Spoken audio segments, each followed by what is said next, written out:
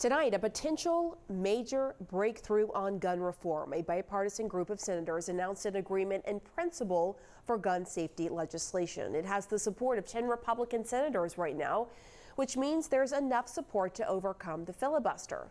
There is no legislative text yet, but here are the main parts of the current framework.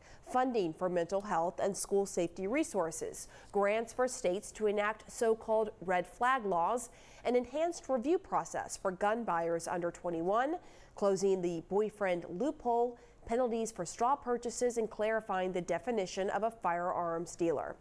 Here to discuss this and the latest political hot topics, Republican strategist Alice Stewart and Democratic strategist Maria Cardona. Ladies, great to see you.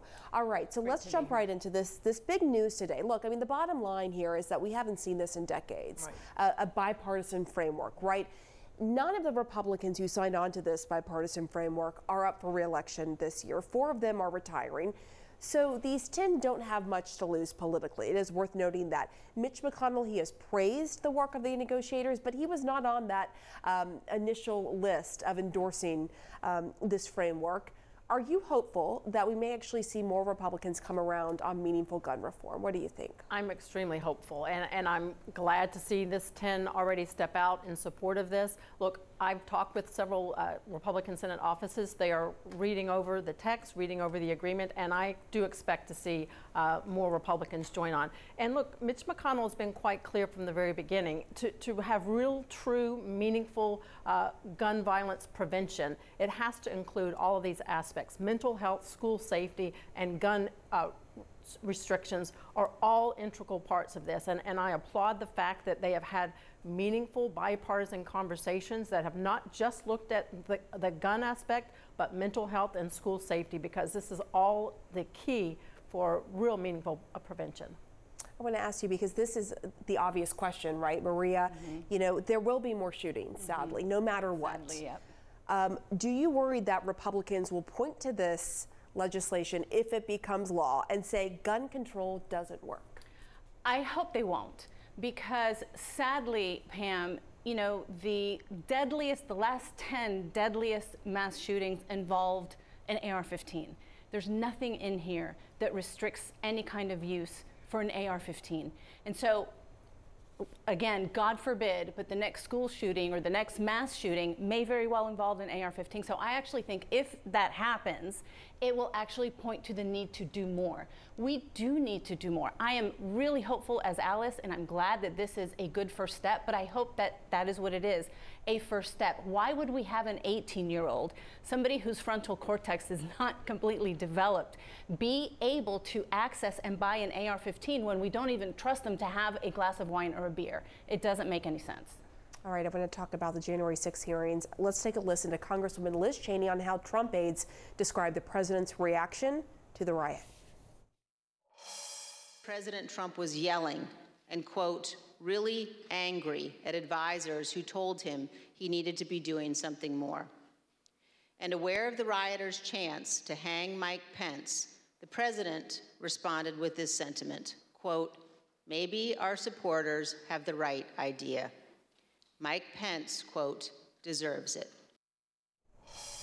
I'm wondering what you think, Alice. Do you think Pence has come out forcefully enough against the former president, given the fact that now we're learning Trump had been in favor of Pence being hanged? You know, I was interviewing Olivia Troy last night, a former aide to Mike Pence, and I said, do you think that Pence and other Republicans who haven't come out against Trump are lacking moral courage? And she said, yes. What do you think? Look, I think Pence has been a very loyal aide to the president for years. I think he has spoken out on this. And more than anything, Pence's action himself by not stopping the certification of the Electoral College votes was very impressive in my mind, and also took a lot of courage to stand up to President Trump. I think we're going to see more. What we're going to hear tomorrow is not just what the president said in his action, but his inaction for more than 180 minutes, doing absolutely nothing while this happened.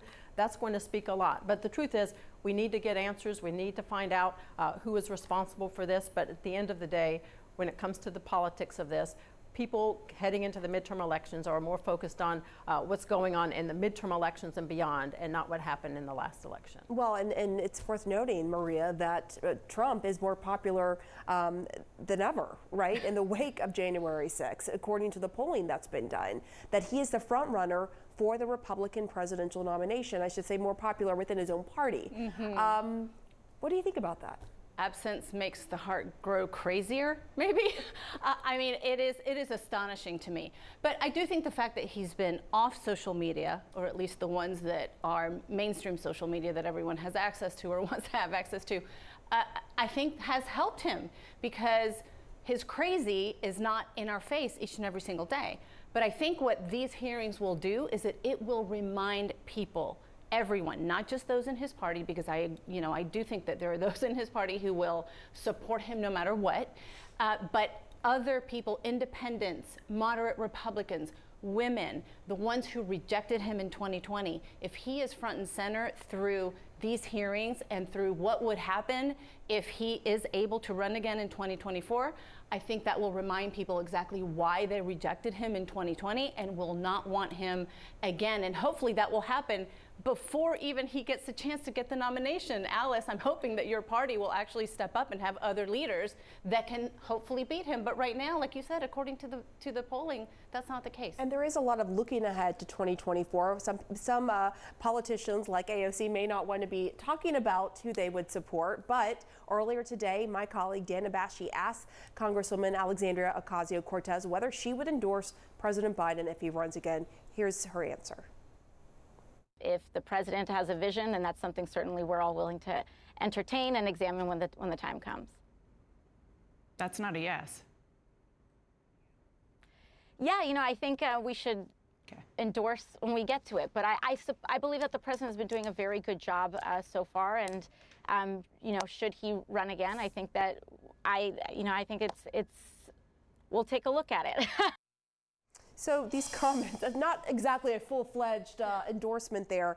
And the comments come as the New York Times published an article with the headline, "Should Biden run in 2024? Democratic whispers of no start to rise." I was just interviewing David Axelrod, and he said, look, this is hand-wringing among Democrats is kind of what Democrats do. But do you think that President Biden should be worried about an uprising within his party? Well, I think what President Biden should be worried about is 2022, because that's what's in front of us. And I actually think if we do get a shellacking in 2022, that will make it a lot easier for people to continue this kind of whisper campaign, because I do think that that's all that it is right now.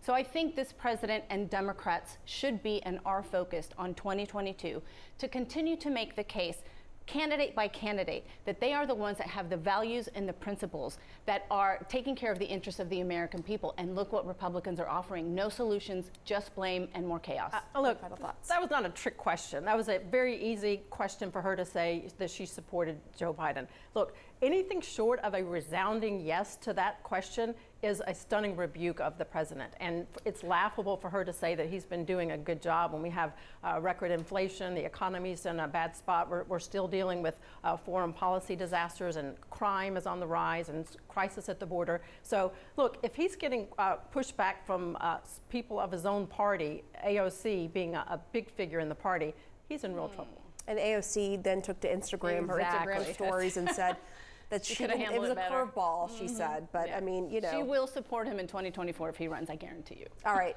we got to go. Alice, Stewart, Maria Cardona, thank you so much. Thanks, Pam.